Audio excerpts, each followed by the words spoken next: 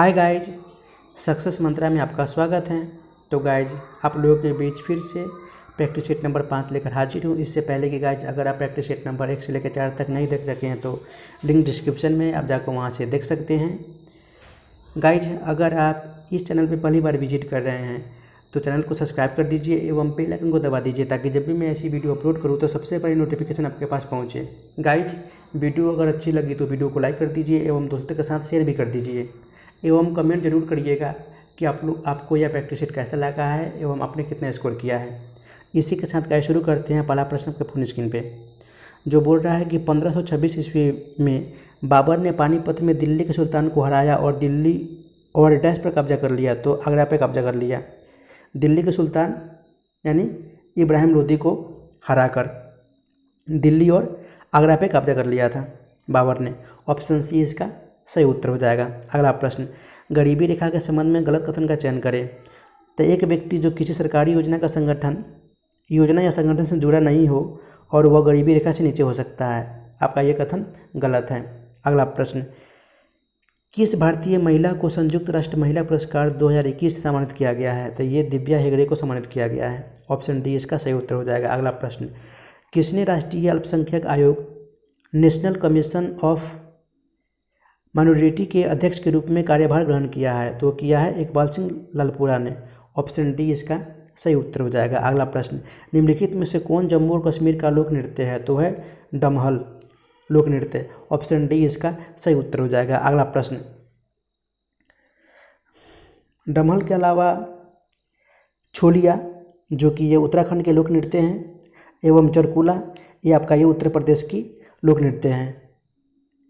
अगला प्रश्न, भारत के किस राज्य में FIH पुरुष हॉकी विश्व कप 2023 का आयोजन किया जाएगा। तो ये उड़ीसा में आयोजन किया जाएगा। ऑप्शन सी इसका सही उत्तर हो जाएगा। अगला प्रश्न, केंद्रीय रेल विद्युतीकरण संगठन का मुख्यालय कहाँ स्थित है। तो ये इलाहाबाद में स्थित है। ऑप्शन ए इसका सही उत्तर हो जाएगा। देश में प्रथम विद्युत रेल 3 फरवरी 1925 ईस्वी को मुंबई से कुर्ला के बीच चलाई गई थी। डीजल लोकोमोटिव वर्क्स यानी डीजल इंजन निर्माण वाराणसी में स्थित है एवं डीजल इंजन के कल पुर्जे का निर्माण पटियाला में होता है। अगला प्रश्न, स्तूप को घेरने वाली लकड़ी या पत्थर के घेरे जिससे हम रेलिंग को क्या कहते हैं। तो इसे कहते हैं वेदिका। ऑप्शन बी इसका सही उत्तर हो जाएगा। स्तूप जो कि बौद्ध कला से संबंधित है, स्तूप ये अर्धवृत्ताकार आकार की होती है। अगला प्रश्न, निम्नलिखित में से किस स्मारक को हैदराबाद की पहली इमारत के रूप में सूचित किया गया था। तो ये चार मीनार को सूचित किया गया था। ऑप्शन बी इसका सही उत्तर हो जाएगा। 1591 ईस्वी में हैदराबाद में मोहम्मद कुली कुतुब शाह द्वारा बनवाई गई थी।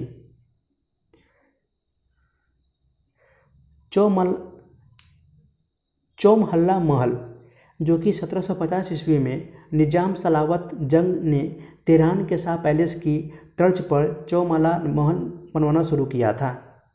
गोलकुंडा किला जो कि हैदराबाद में सैन्य वास्तुकला का बेहतरीन नमूना है जिसे हम काकतीय राजाओं ने बनवाया था। अगला प्रश्न, निम्नलिखित में से किस वर्ष में भारतीय लघु उद्योग विकास बैंक की स्थापना की गई थी। तो ये 1990 में स्थापना की गई थी। ऑप्शन डी इसका सही उत्तर हो जाएगा एवं इस बैंक का मुख्यालय लखनऊ में है। सिडबी के कारोबार का दायरा जो कि सूक्ष्म लघु एवं कठोर उद्यम है जो उत्पादन रोजगार और अर्थव्यवस्था में उल्लेखनीय योगदान करता है। अगला प्रश्न, निम्नलिखित में से कौन सा एक जैव आरक्षित क्षेत्र बायोस्फीयर रिजर्व है जो मेघालय में स्थित गारो हिल्स का एक भाग है। तो है नोकरेक। ऑप्शन बी इसका सही उत्तर हो जाएगा। नोकरेक जो कि संरक्षित जैवमंडल भारत के उत्तर पूर्व में तुरा पहाड़ पर स्थित है। नोकरेक गारो पहाड़ियों की सबसे ऊंची चोटी है जिसकी ऊंचाई लगभग 1412 मीटर है। मानस जो कि जैवमंडल आरक्षित क्षेत्र असम में स्थित है एवं सिमलीपाल जैव आरक्षित क्षेत्र जो कि मयूरभंज जिले उड़ीसा का एक हिस्सा है।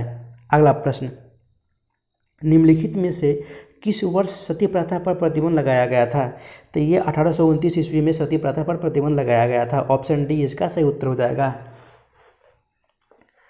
अगला प्रश्न, गृह मंत्रालय में भारत के महापंजीयक और पदेन जनगणना आयुक्त के अधीन जनगणना संगठन का गठन इनमें से किस वर्ष किया गया था। तो ये 1949 ईस्वी में जनगणना संगठन का गठन किया गया था। ऑप्शन डी इसका सही उत्तर हो जाएगा। जनगणना के कार्य जनगणना अधिनियम जो कि 1948 के प्रावधानों के तहत किया जाता है।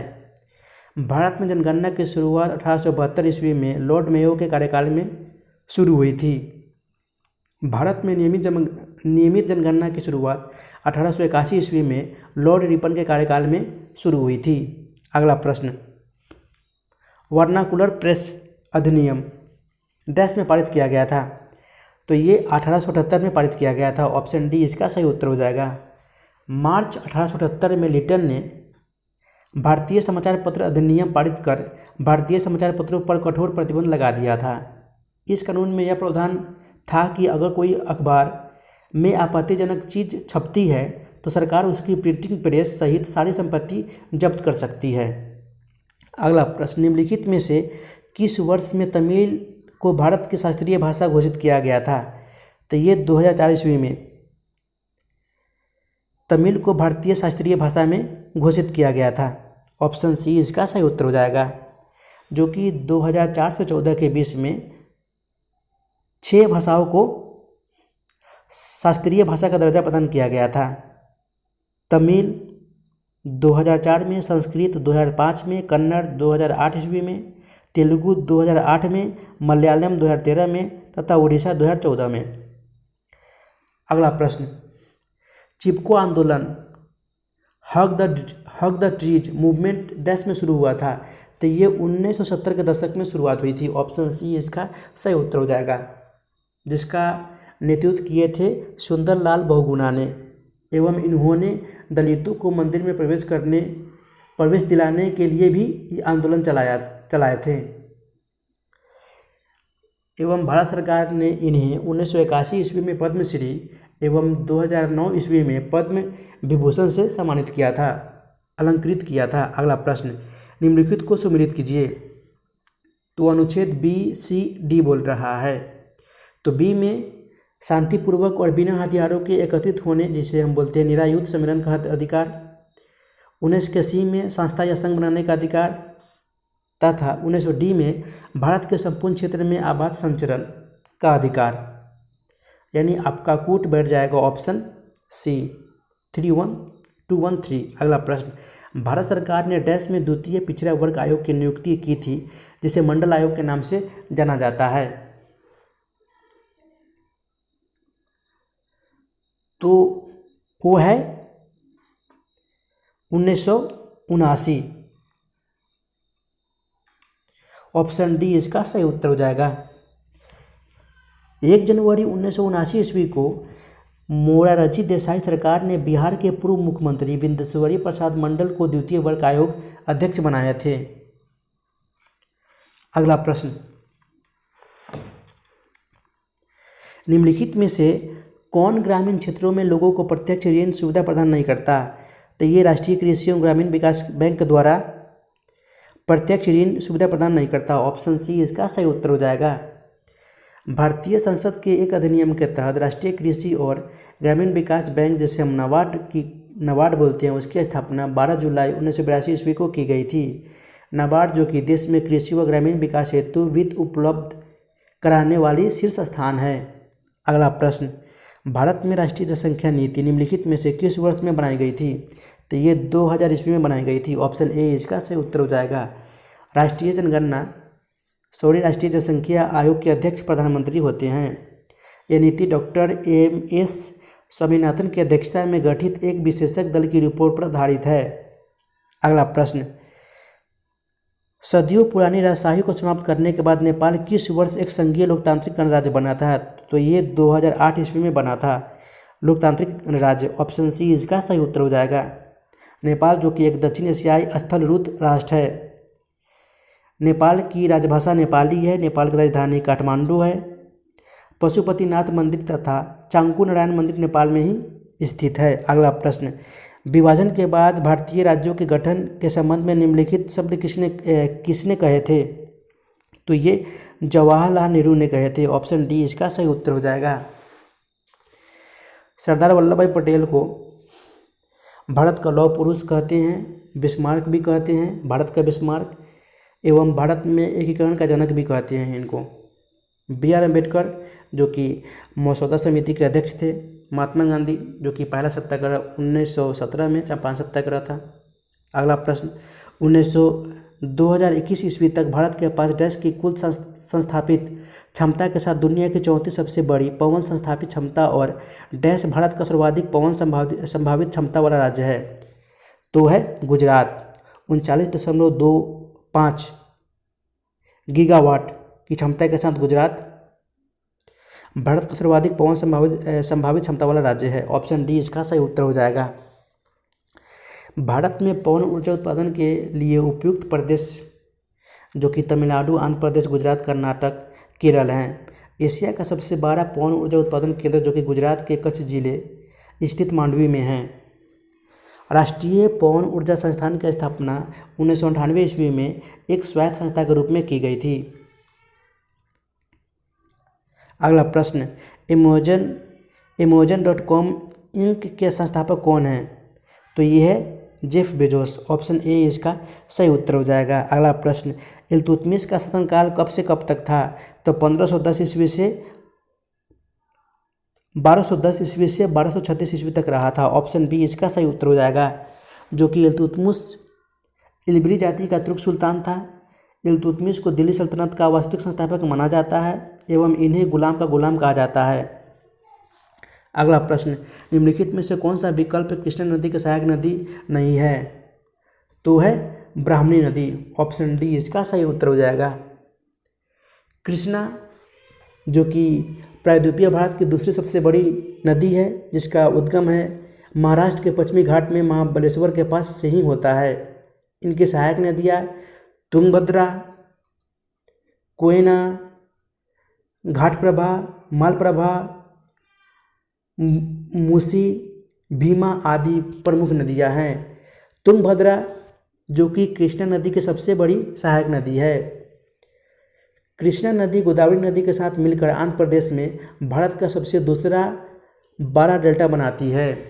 अगला प्रश्न, अल नीनो का अर्थ क्या है? तो ये चाइल्ड क्राइस्ट है। ऑप्शन सी इसका सही उत्तर हो जाएगा। अल नीनो जो कि एक जलवायु पैटर्न है जो पूर्वी उष्णकटिबंधीय प्रशांत महासागर में सतही जल के असामान्य रूप से तापन की स्थिति को दर्शाता है। अगला प्रश्न, प्राथमिक शिक्षा का अधिकार निम्नलिखित में से किस अनुच्छेद के तहत शामिल किया गया था? तो अनुच्छेद है 21 के ए। ऑप्शन डी इसका सही उत्तर हो जाएगा। 21 के ए के अंतर्गत जो कि 6 से 14 वर्ष के बच्चों के लिए शिक्षा के अधिकार को एक मौलिक अधिकार बना दिया गया था। अनुच्छेद 20 जो कि किसी व्यक्ति दोषी हो, वह भारत का नागरिक हो, विदेशी हो, उसके विरुद्ध मनमाने और अतिरिक्त दंड से संरक्षण प्रदान करता है। अनुच्छेद 19 जो कि सभी नागरिकों को 6 प्रकार की स्वतंत्रता के अधिकार दिया गया है। अनुच्छेद 21 जो कि किसी व्यक्ति को उसके प्राण या दैहिक स्वतंत्रता से विधि द्वारा स्थापित प्रक्रिया के अनुसार से ही वंचित किया जाएगा।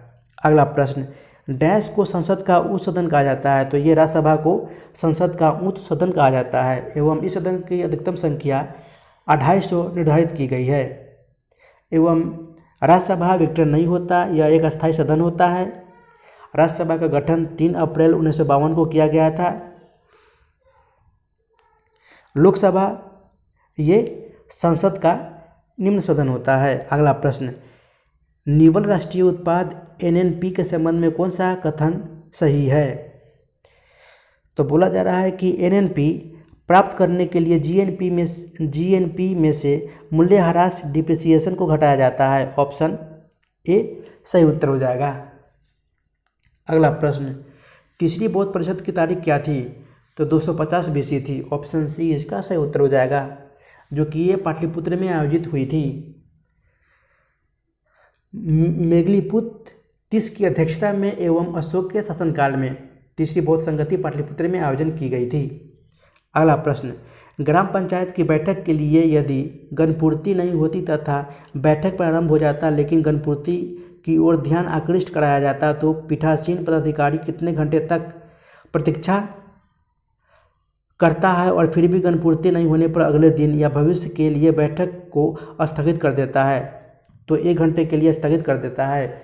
ऑप्शन बी इसका सही उत्तर हो जाएगा। अगला प्रश्न, गोलकुंडा राजवंश सल्तनत की स्थापना किसने की थी? तो ये कुली कुतुब शाह के द्वारा की गई थी। ऑप्शन सी इसका सही उत्तर हो जाएगा, जो कि गोलकुंडा हैदराबाद के पश्चिम भाग में स्थित है। कुतुब शाही वंश की स्थापना 1518 ईस्वी में कुली कुतुब शाह द्वारा की गई थी। 1687 ईस्वी में मुगल सम्राट औरंगजेब ने गोलकुंड जिले को जब्त कर लिया और राज्य पर कब्जा कर लिया। आदिल शाह ने आदिल शाही वंश की स्थापना 1489 से 1686 ईस्वी के बीच की थी। बहमन, जो कि अलाउद्दीन हसन बहमन शाह बहमनी सल्तनत का संस्थापक था। अगला प्रश्न, लोकसभा को स्थगित करने की शक्ति 10 के पास होती है, तो ये अध्यक्ष के पास होती है। ऑप्शन डी इसका सही उत्तर हो जाएगा। अगला प्रश्न, भारत में खनिजों में सबसे समृद्ध पठार कौन सा है? तो वह है छोटा नागपुर का पठार, जो कि झारखंड में है। ऑप्शन ए इसका सही उत्तर हो जाएगा। दामोदर नदी, जो कि रांची के पठार को हजारीबाग के पठार से अलग करती है, यह छोटा नागपुर के पठार की सबसे बड़ी नदी है। मध्य प्रदेश में बेसाल्ट चट्टान से निर्मित संरचनाओं को मालवा का पठार कहते हैं। मालवा पठार को राजस्थान में हरौती का पठार कहते हैं।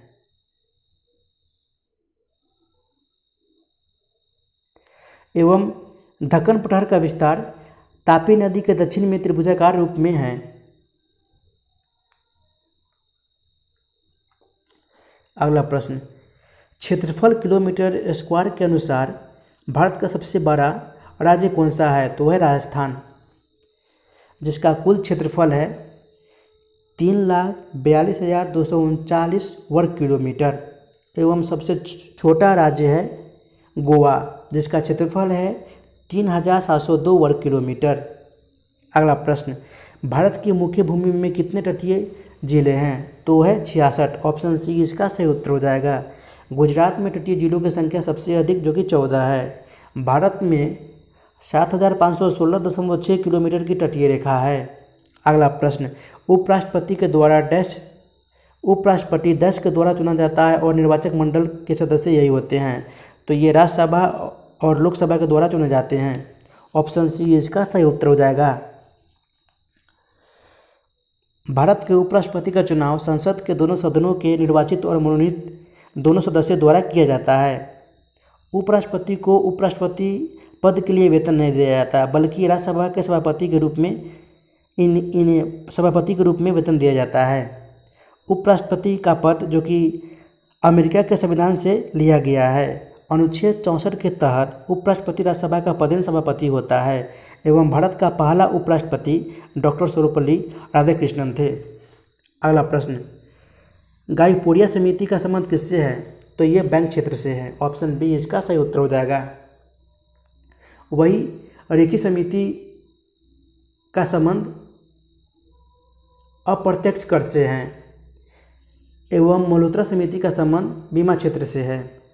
अगला प्रश्न, कंचनजंगा हिमालय के लिए निम्नलिखित भौगोलिक प्रभागों में से किसके अंतर्गत आता है? तो ये ग्रेटर हिमालय के अंतर्गत आता है। ऑप्शन बी इसका सही उत्तर हो जाएगा। ग्रेटर हिमालय की औसत ऊंचाई 6000 मीटर है। विश्व की सबसे ऊंची चोटी एवरेस्ट, जो कि नेपाल इसी पर्वत श्रेणी में स्थित है। अगला प्रश्न, NCBC का पूरा नाम क्या है? तो national commission for backward classes. Option A इसका सही उत्तर हो जाएगा। 102वां संविधान संशोधन अधिनियम 2018 द्वारा राष्ट्रीय पिछड़ा वर्ग आयोग NCBC को संवैधानिक दर्जा प्रदान किया गया था। NCBC, जो कि सामाजिक न्याय और अधिकारिता मंत्रालय के तहत एक संवैधानिक निकाय है। अगला प्रश्न, निम्नलिखित में से किस उद्देश्य को स्थापित करने के लिए 74वां संविधान संशोधन पारित किया गया था? तो है नगर निगम और उसके लिए चुनाव कराना। ऑप्शन सी इसका सही उत्तर हो जाएगा। 74वां संविधान संशोधन 1992 के द्वारा यह पारित किया गया था। एवं भारत में सबसे पुराना नगर निगम चेन्नई जो कि मद्रास नगर निगम है, एवं इसमें महिलाओं को आरक्षण भी दी गई है। अगला प्रश्न, मूल संविधान में डैश अनुच्छेद और डैश अनुसूची शामिल है। तो मूल संविधान में 395 अनुच्छेद और 8 अनुसूची शामिल थे। ऑप्शन सी इसका सही उत्तर हो जाएगा, जो कि अब 25 भाग 395 अनुच्छेद और 12 अनुसूची है। संविधान को बनने में 2 वर्ष 11 महीना 18 दिन लगे थे एवं संविधान को निर्माण करने में कुल खर्च 63,96,729 रुपये हुए थे। अगला प्रश्न, जिला परिषद का अध्यक्ष अपना त्यागपत्र किसे देता है। तो ये जिला दंडाधिकारी को देता है। ऑप्शन ए इसका सही उत्तर हो जाएगा। अगला प्रश्न, तुगलक की शासक अवधि कब से कब तक थी। तो ये 1320 से 1414 तक रही थी। ऑप्शन बी इसका सही उत्तर हो जाएगा। गयासुद्दीन तुगलक जो कि तुगलक वंश का प्रथम शासक था एवं इन्होंने सिंचाई के लिए कुएं एवं नहरों का निर्माण कराया था। अगला प्रश्न, तमाशा निम्नलिखित में से किस राज्य का लोक नृत्य है। तो ये महाराष्ट्र का लोक नृत्य है। ऑप्शन बी इसका सही उत्तर हो जाएगा, जो कि इसमें मुख्य रूप से महिलाएं भाग लेती है। तमाशा नृत्य जो कि महाराष्ट्र के कुल्हाटी समुदाय द्वारा किया जाता है। बिहार का लोक नृत्य जट जटिन है। उत्तर प्रदेश का लोक नृत्य प्रसिद्ध लोक नृत्य रासलीला है एवं झारखंड का तो सरहुल नृत्य जो कि छोटा नागपुर क्षेत्र में जनजातियों द्वारा किया जाने वाला ये नृत्य है। अगला प्रश्न, CPIRL के लिए क्या काम करता है। तो ये consumer price index for the rural labours के लिए करता है। ऑप्शन ए इसका सही उत्तर हो जाएगा। यह खुदरा खरीदार के दृष्टिकोण से मूल्य परिवर्तन को मापता है। CPI जो कि 4 प्रकार के होते हैं, औद्योगिक श्रमिक, कृषि मजदूर, ग्रामीण मजदूर और CPI जो कि ग्रामीण और शहरी भी हो सकते हैं। अगला प्रश्न, निम्नलिखित में से कौन दक्षिण भारत का एक राजवंश नहीं थे। तो हर्यक नहीं थे। ऑप्शन ए इसका सही उत्तर हो जाएगा। हर्यक वंश का संस्थापक बिंबिसार थे एवं बिंबिसार इस वंश का प्रथम शासक थे। 15 वर्ष की आयु में मगध साम्राज्य की बागडोर संभालने वाले बिंबिसार ने लगभग 52 वर्षों तक शासन किया था।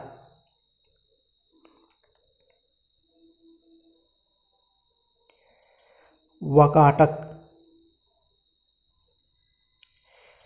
जो कि वाकाटक राजवंश की स्थापना लगभग 255 ईस्वी में विंध्य शक्ति नामक व्यक्ति ने की थी।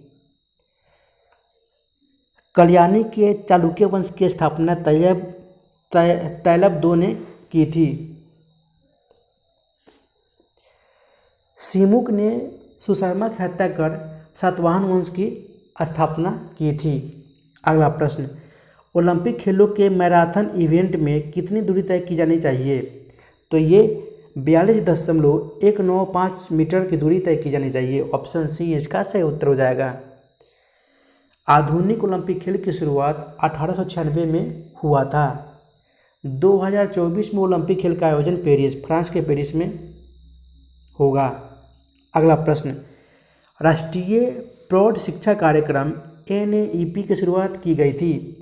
तो ये अक्टूबर 1978 में की गई थी। ऑप्शन बी इसका सही उत्तर हो जाएगा, जो कि 15 वर्ष की आयु के ऊपर वयस्कों के बीच निरक्षरता को खत्म करने के लिए शुरू किया गया था।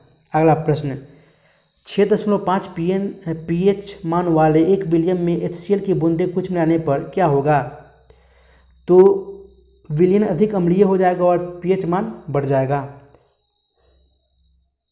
सॉरी गाइज, विलियन अधिक अम्लीय हो जाएगा और pH मान घट जाएगा। ऑप्शन ए इसका सही उत्तर हो जाएगा। किसी विलियन का pH मान जो कि -log H+ होता है। अगला प्रश्न, निम्नलिखित में से कौन एक द्रव्य में ठोस के विलियन का उदाहरण है। तो है आयोडीन का टिंचर। ऑप्शन सी इसका सही उत्तर हो जाएगा, क्योंकि इसमें आयोडीन जो कि ठोस तथा घोल एल्कोहल द्रव्य होता है। अगला प्रश्न, पुरुषों में वृषण कोष में डैश होता है। तो ये वृषण होता है। ऑप्शन डी इसका सही उत्तर हो जाएगा। पुरुषों में एक जोड़ी वृषण होता है जिन्हें हम प्राथमिक नर जनन अंग कहते हैं। प्रोस्टेट जो कि प्रोटेस्ट ग्रंथि मूत्राशय एवं शीशन के मध्य स्थित होती है एवं यह शुक्राणुओं को पोषण एवं सुरक्षा प्रदान करता है। शुक्राशय जो कि एक थैलीनुमा संरचना है जो मूत्राशय के नीचे तथा शुक्रवाहिका के किनारे स्थित होता है। अगला प्रश्न, 88 ग्राम कार्बन डाइऑक्साइड में कार्बन के कितने परमाणु मौजूद होते हैं? तो ये 12.044 × 10⁻23 परमाणु मौजूद होते हैं। ऑप्शन ए इसका सही उत्तर हो जाएगा।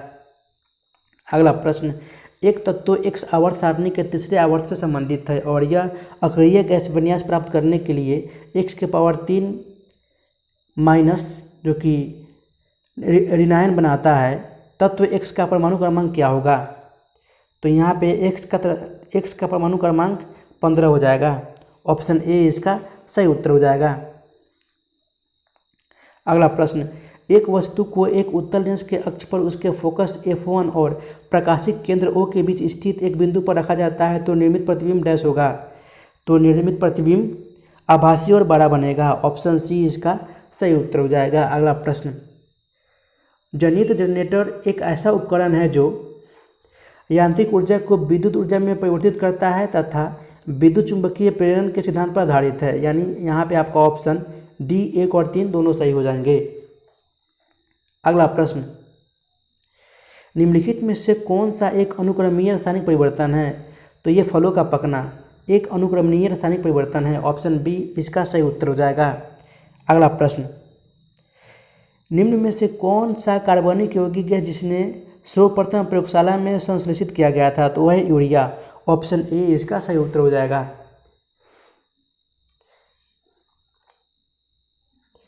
एवं यूरिया में 46% नाइट्रोजन की मात्रा पाई जाती है। वही इमली में टार्ट्रिक अम्ल पाया जाता है, सिरका में एसिटिक अम्ल पाया जाता है एवं एथाइलिन या एथिलीन एक पादप हार्मोन है जिसका उपयोग फलों को पकाने में किया जाता है। अगला प्रश्न, किस कारण छोटी सी ईथर की मात्रा हथेली पर ठंडक प्रदान करती है? तो ये वाष्पीकरण के कारण। ऑप्शन सी इसका सही उत्तर हो जाएगा।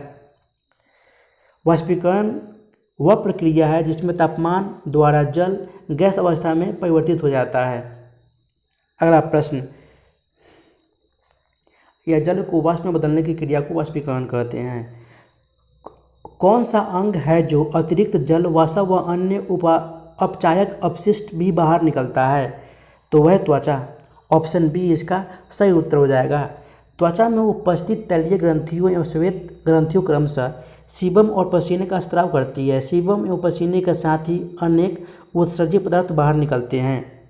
फेफड़े जो कि श्वसन की क्रिया द्वारा ऑक्सीजन को ग्रहण करते हैं और तथा कार्बन डाइऑक्साइड को निष्कासित कर रक्त को शुद्ध करते हैं। श्वेत ग्रंथियाँ ये 2 प्रकार की होती है, इंक्राइन ग्रंथि और एपोक्राइन ग्रंथि। श्वेत ग्रंथि एक प्रकार की बहिःस्रावी ग्रंथि होती है।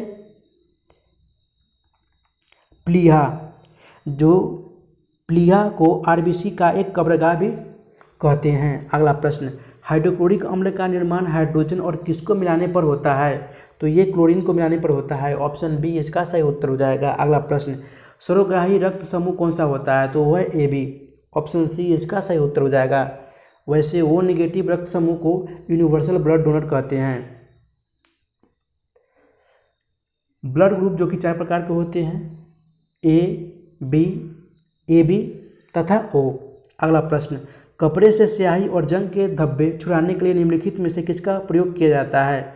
तो ये ऑक्जेलिक अम्ल का प्रयोग किया जाता है। ऑप्शन सी इसका सही उत्तर हो जाएगा। रंजक बनाने में भी ऑक्जेलिक अम्ल का प्रयोग किया जाता है एवं यह एक अत्यंत विषैला अम्ल होता है। अगला प्रश्न, निम्न में से कौन सा तत्व संरचनात्मक तत्व में नहीं होता? तो ये कैडमियम नहीं होता। ऑप्शन ए इसका सही उत्तर हो जाएगा। संरचनात्मक तत्व वे तत्व होते हैं जो किसी जीव के शरीर का निर्माण करने में वृद्धि करने में सहायक होते हैं, जो इस प्रकार है carbon, hydrogen, oxygen, nitrogen, calcium, phosphorus, potassium आदि। नाइट्रोजन जो कि रंगहीन ठोस द्रव और गैस के रूप में होते हैं एवं इसकी खोज डैनियल रदरफोर्ड ने किया था। अगला प्रश्न, चमगादड़ अंधेरे में आसानी से उड़ सकती है क्योंकि वे स्वयं के द्वारा उत्पन्न की गई पराध्वनि से रास्ता देखती है। ऑप्शन ए इसका सही उत्तर हो जाएगा। अगला प्रश्न, विकृत गंधिता किस प्रकार की अभिक्रिया का उदाहरण है? तो ये ऑक्सीकरण अभिक्रिया का उदाहरण है। ऑप्शन सी इसका सही उत्तर हो जाएगा। अगला प्रश्न, निम्नलिखित में से कौन सा तत्व हमारे खाई जाने वाली चीनी की रासायनिक संरचना में शामिल नहीं होता? तो ये नाइट्रोजन शामिल नहीं होता। ऑप्शन डी इसका सही उत्तर हो जाएगा। वैसे चीनी का सूत्र होता है C12H/SO11। फ्रक्टोज जो कि सबसे मीठी शर्करा होती है। चीनी में मुख्यतः सुक्रोज, लैक्टोज, फ्रक्टोज उपस्थित होता है। चीनी जो कि मुख्यतः गन्ना और चुकंदर से तैयार की जाती है। अगला प्रश्न, सूक्ष्म जीवों को नष्ट करने के लिए निम्नलिखित में से कौन सा दवा का उपयोग किया जाता है? तो ये रोगाणुरोधी का प्रयोग किया जाता है। ऑप्शन सी इसका सही उत्तर हो जाएगा। ज्वर रोधी का प्रयोग बुखार और दर्द निवारण के रूप में किया जाता है। प्रशांतक वह नार्कोटिक औषधि है जो केंद्रीय तंत्रिका तंत्र पर अवसादक प्रभाव उत्पन्न करते हैं और यह मांसपेशियों को विश्राम और चिंता को मुक्त करती है। अगला प्रश्न,